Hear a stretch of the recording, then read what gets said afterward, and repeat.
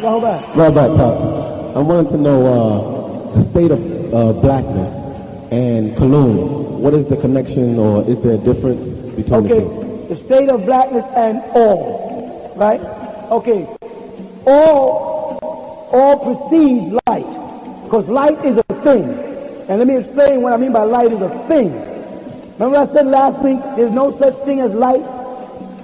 When they say light, they're talking about different moods of vibrational energies. That means minute particles that are coming from the sun at you at different speeds, and you call them light. There is no such thing as the light. There's energy coming from that thing, and we're picking it up as light, and it's not a beam of solid mass, it's particles of energy. You understand what I'm saying? So therefore, what we're calling light is not a mass, a whole. It's within the whole, like, let's say, you have two major lights. You have fluorescent and incandescent, right?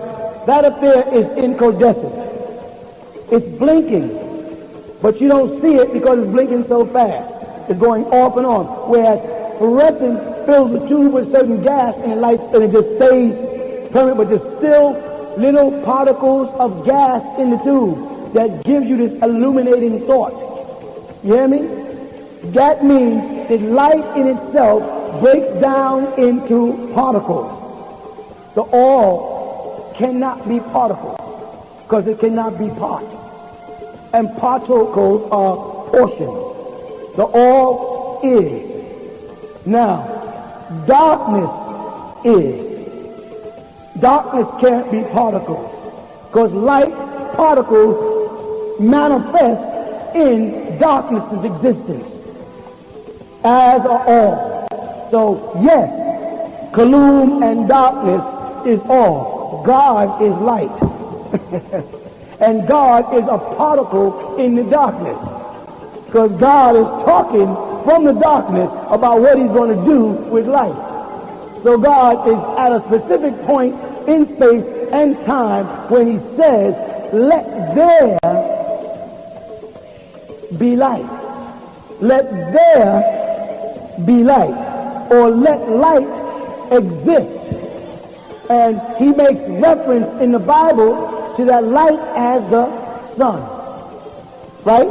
Now the sun is 93 odd million miles from Earth. So it's a certain distance from us. You with me? It's there. And it's sending these rays toward us. It's not 99, and it's not 91. It's 93 varying. You follow? So the light that God said let exist, he let exist at a specific point in space and time. And on the third planet from the sun, we're 93 million miles away from that. The light that he said let exist. You follow that? So God designated a place for it. So light doesn't just exist. It's there. And then he said, and the moon, to separate the evening from the morning, and stars. And God, now I had to step on your toe, God made a mistake. He said he made a great light and a lesser light. And he referred to the lesser light as the moon in your Bible, when the moon is non-luminous and doesn't have any light of its own. So it's not a lesser light. You know what I'm saying? That's a mistake on God's part. And when God created the sun, and then he says he made stars also. Stars are sun. So whoever wrote the Bible didn't know that all the stars are suns bigger than this sun. Now God is supposed to know that. God is supposed to know that the moon doesn't give off its own light. Also, what point is God at where he can focus on light? See, God, to see the sun, has to be somewhere, because the sun is not all over the universe. That sun is in a specific place in a specific galaxy. I mean, it's in the Milky Way. It's in one galaxy out of millions of them. And God discusses this one sun in this one galaxy. And he says it does what? What's the purpose of it? Separates night from day. So now let's go to another star like that one. That's not our sun. What planet is it separating night and day for? And that one, and that one, and that one, and that one.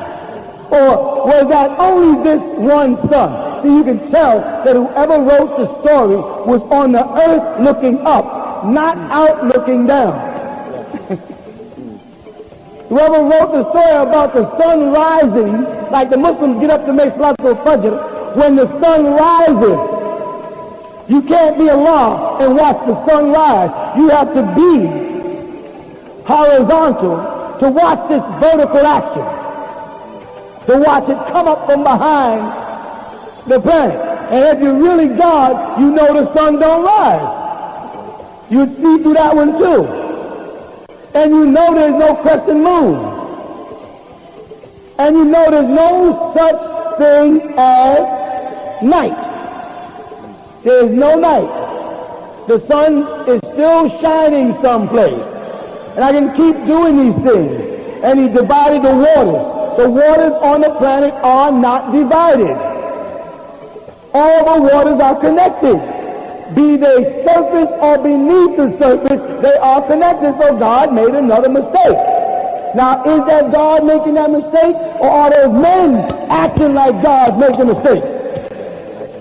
And God, me and you worshiping the Bible, praising the Bible, killing for the Bible, fighting for the Bible, and hating each other in the name of the Bible, and it's all man written with mistakes, obvious mistakes. Last thought. Was Jesus God in the flesh according to Christianity? How tall was Jesus?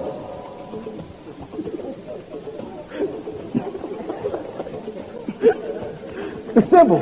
How tall was Jesus? Don't guess, no. How tall was Jesus? Because if Jesus is not as tall as Kareem Abdul-Jabbar, then he wasn't bigger than he wasn't bigger. He wasn't Akbar. He wasn't the biggest. How big was Jesus? If he was God incarnated and someone was heftier than him or stronger than him, then that man was the strength that God didn't have, the power that God didn't have. And if man is in the image and the likeness of God, which one of us, 5'1", 5'2", 5'3", 5'4.5", 6'1", 6'2", which is the image and likeness of God? So if I make an image and likeness of a statue, unless I specify that it is a miniature version of it, it should be a replica or duplicate. And if we're in the image and after the likeness of God, then we should all be the same height, the same weight, the same nose shape, same eye structure. We should all look the same. Now, who is in the image and after the likeness of God? Another mistake. God is a he in the Bible, so in whose image and likeness is she? And don't say man's, because she doesn't have a penis. Well, she does, but it's not as elongated as man's. We hope. We can't tell no more. You don't know. There's obvious mistakes. Give it back to him. Give him back his garbage.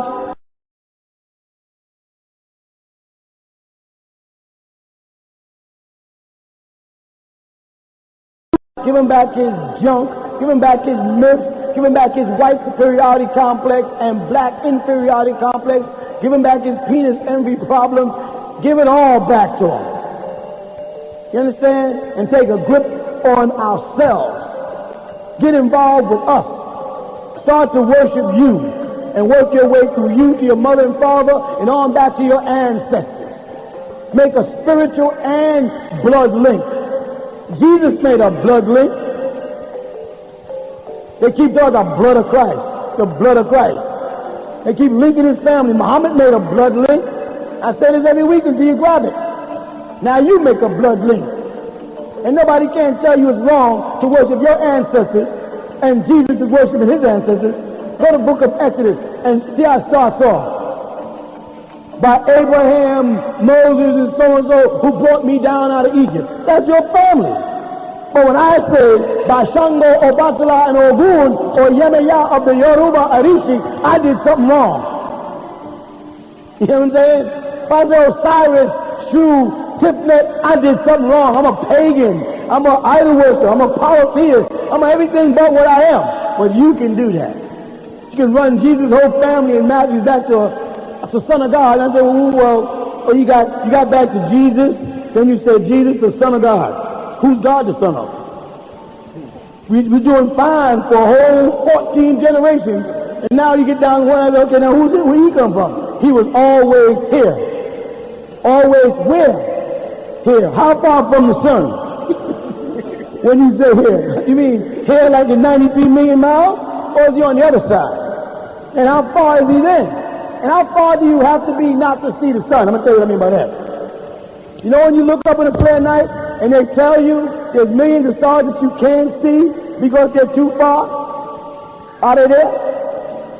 Who arranged it? And what is the purpose? If we are the only intelligent existing beings in the whole universe, what is the purpose of stars that we don't see? What is the purpose of galaxies exploding and growing and dying and dwarf stars and blue stars that we cannot see? What is the purpose of a second half of the moon if we ain't gonna never see it? If we're the only living important things and intelligent beings in the universe, what is the purpose for micro insects that we don't see? That we have no contact with, no need for, why do they exist? You understand? Overrated bullcrap. In order for us to get back to our godliness state, the first thing we got to do is give them back their crap. And white people are going to bug out when you start saying, I don't believe nothing you say no more. I don't trust in anything you say. If you say it, it must be a lie. Because you are a liar and a killer. Jesus said that. Jesus said, you're a liar and a killer. When I say it, I'm crazy. You are a liar and a killer, and you cannot be trusted for anything. You are the devil. White people are the devil. They say the Nuwaubians are not racist. Bull crap. I am. He might not be. That's his prerogative. I am. White people are devils, always was, always will be. Like the Honorable Elijah Muhammad said, we cannot reform the devil. You understand what I'm saying? Now, there's a whole lot of y'all guys who like white people, and that is your right. You just haven't got kicked in the enough. I'm saying we got to build a world without them. We don't need them out of our lives. He says, come on, Doc, all white people ain't bad. I say, show me one that's not. You know what I'm saying? They say, well, I can name 15 of them, see? That's the same thing as what they used to say. I got a colored friend, he's not that bad. All colored people don't lie and steal and cheat and rob. They say that. Well, I say all white people lie, steal, cheat, and rob. I ain't going the other way with them. They ain't no good. At the core, they're mischief makers, they're troublemakers, they're killers. They are disease. You hear me? Go ahead. Right back, huh? Go ahead. I remember you saying how the light and knowledge is what blinds and is confusion. Right. So is it that the information that transforms us, or is it the meditation? I laugh because the statement answers itself. The informed. The fact that you have to be informed. That's where the problem comes in. See, when you click on the light, you start differentiating. You start evaluating. You You follow what I'm saying? Before the light, there's no differentiation and no evaluation, only judgment. You follow? And if you could judge things without seeing them, you'd be judging them by their worth. And if you have to see them, you're judging them by their appearance. When a man points a gun, you don't know until if it's loaded. You follow? But by television and the past, it appears that this could be very dangerous to you. So you immediately, now suppose I pull out a gun and dogs, I got a gun on you. You don't know. You follow what I'm saying? Because the light on, you see the gun, you go, hey. With light comes chaos.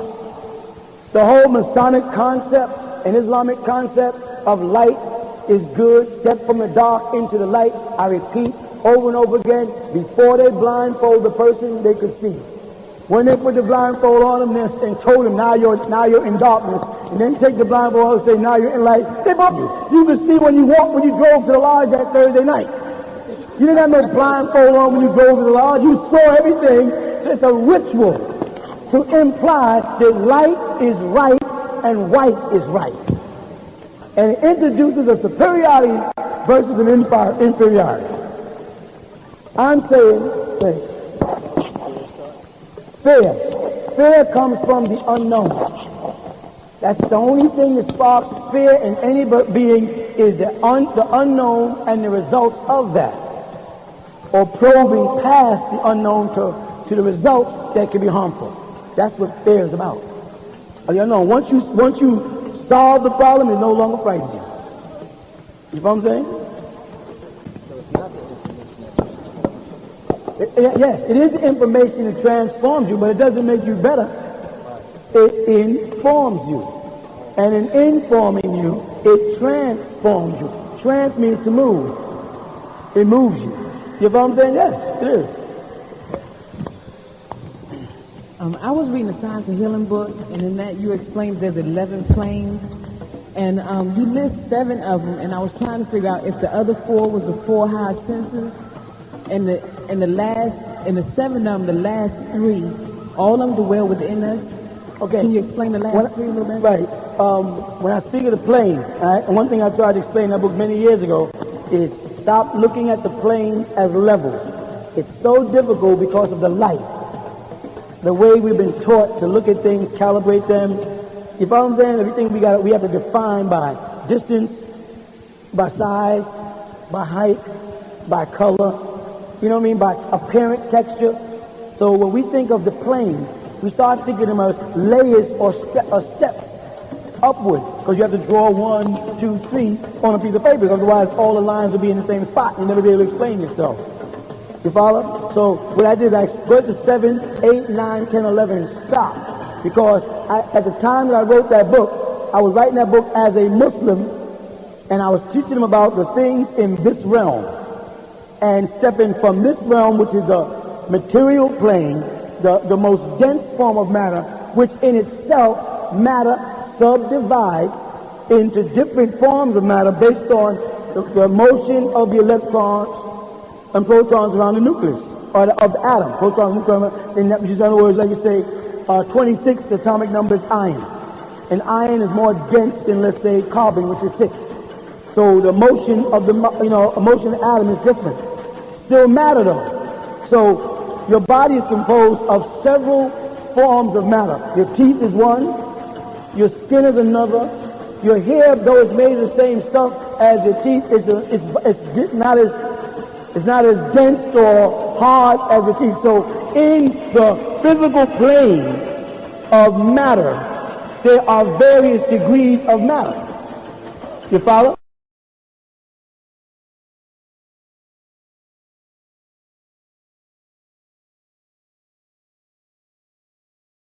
Then once you step out of matter, you go into, or the physical plane, you go into what's referred to as the plane of force. The plane of force stimulates the physical. That means the tree, the bulk wood, lifeless, is 1 degree of the physical plane. The life force with the water and the sun and the minute particles of living energy that makes it grow, blossom, and etc., that energy in there is called the plane of force. You follow that? When you move to above the plane of force, where do you go? Why do you call it spiritual? Because you're moving now into an etheric state, an exoplasma. You're moving into energies that do exist, but until recently, science could not explain. Because as far as they got was to the hydrogen atom, and they had to wait for it. And then, as they got more advanced and more technology and computers, now they found out the atom is composed of smaller particles. The problem comes in, I've explained this a lot of times, but you got to bear with me. The problem comes in the word sum. S-O-M-E versus S-U-M. Phonetically, they sound the same. Some because they are the same. Something is the sum of a thing. Its weight, its mass. Something. You with me? Okay? So now, when you say a hydrogen atom, you're defining, before recently, the lightest sum or thing in existence was hydrogen. When they split the atom, now they had two things, which became a biap. You follow that? A biap, which simply means two apertures. Because they don't know what to do or what to say, because they've already announced for the last 400 years that the lightest thing in existence is a hydrogen atom. So now how they re-educate all the kids and say, we made a mistake. You follow? They lose the confidence and trust of the kids. They don't do that. They just build it. They lie. They say, well, we split the atom, and now we found the quark. But when they speak of a quark, they're really speaking of a quad, which is a 4. So they had to have split two atoms to get to a quark. So they had to get to the biaperture before they got to the quark, and before they got to the Z-ads, which is nothing but an Arabic word, Z-ad meaning to add on. That is Arabic word meaning plus. And Hebrew.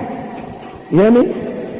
So they got past the first sum, the lightest atom, see? And now they have a second degree of energy and matter, which they don't have an atomic weight for.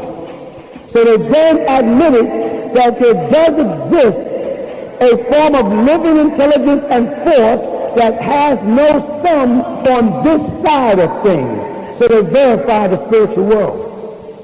They just don't want to say spiritual. Because the next thing will be, can I contact it? Can I communicate with it? Can it help me? And the answer is yes. And we've been doing that for years, contacting the spiritual world, until Christianity told us to stop doing it and only go, I am the way, the truth, and the light. No one gets to the Father but by Jesus. Don't go to your mother. Don't go to your father. Don't listen to your grandmother's remedies for your colds. Go by Tylenol. Go their way to a white Jesus only and cut off our connection to the spiritual world. Above the spiritual world, because the spiritual world, so you have the physical plane, it subdivides into different types of matter. The plane of force, which is the energy that's inside all living things. And then you go into the spiritual plane when they got beneath the atom and got to a higher level of energy. And then you go into the mental plane. That this thing invaded man who's so intelligent, it must have thought. It had a mind. And the word mind is the individual portion that feeds off the mental. And the mental is the reservoir of intellect of which all things receive. So it moves to the thought patterns of the soul or the spirit. You follow that? We get past the mental plane with the fourth level, or the 4 elements that manifest the physical. Now we go to the next level. The plane of what? Truth. Truth. They say divine truth. It's the plane of truth. But truth is not always reality.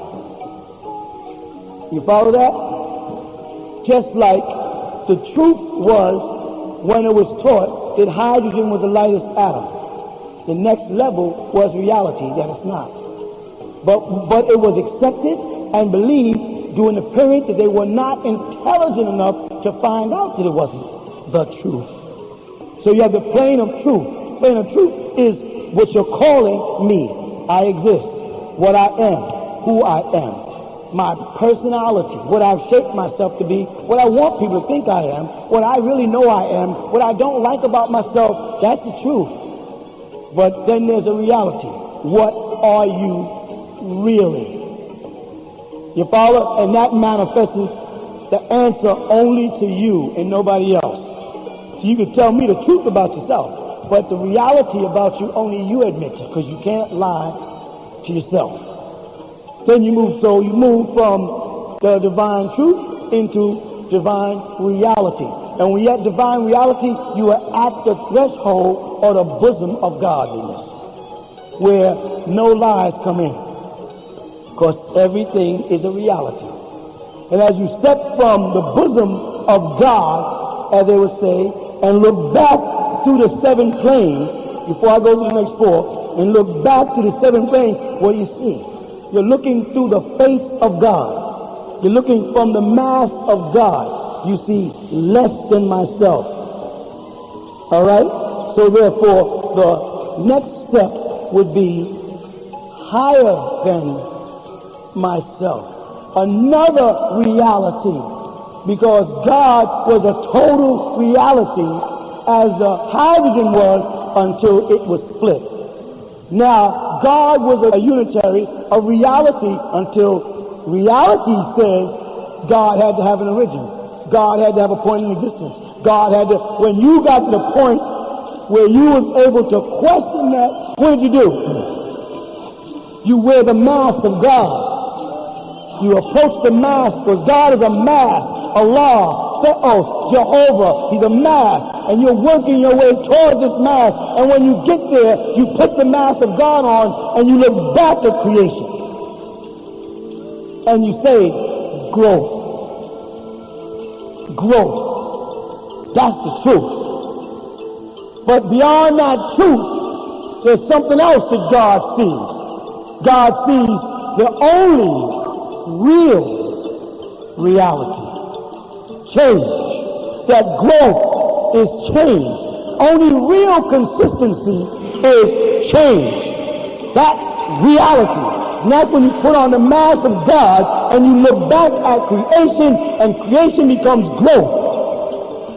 It's no longer birth, it's growth. No longer creation, it's growth. And then you realize growth is growing toward you, through you, and past you. It's constantly changing. You're born, you grow, numbers age, and you die. Your flesh becomes a part of the soil for more trees, and it continues to go on. It starts to sum up to a second degree of reality. You go 4 steps. You step from God at 7 to the 8th point, the reality that changed. Why 8? Because 8 is that number that keeps multiplying by itself. 2, 4, 6, 8. It keeps on multiplying. But above 8 is the perfect cycle. At 9, the perfect cycle. That's when all realities meet. Watch. 9 plus 9, which is 9. Plus 9, 27, which is 9. Plus 9, 9 times 9, 81, which is 9. You see, it moves in that vicious circle. Once you get to 9, which is now your 7, 8, 9, reality is gone, the court is gone, the soul is gone, the higher purpose manifests itself as naught. You know what that means? Non-existence. Because 10 does not exist. 10 takes you back to 1. New number 1 is another dimension starting 9 more planes of energy. But energy, unlike the energy we know, and that's why they call it antimatter, because it's on the flip side of this matter. You know what's real about that? In order for me to be able to calibrate anything, I have to be somewhere beside it.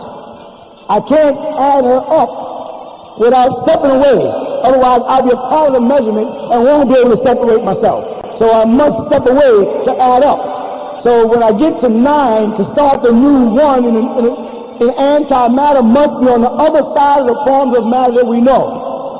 So on the other side of spirit, there's a evil spirit. You follow? On the other side of good, there's a bad. And we start our next cycle upward. But change stays consistent.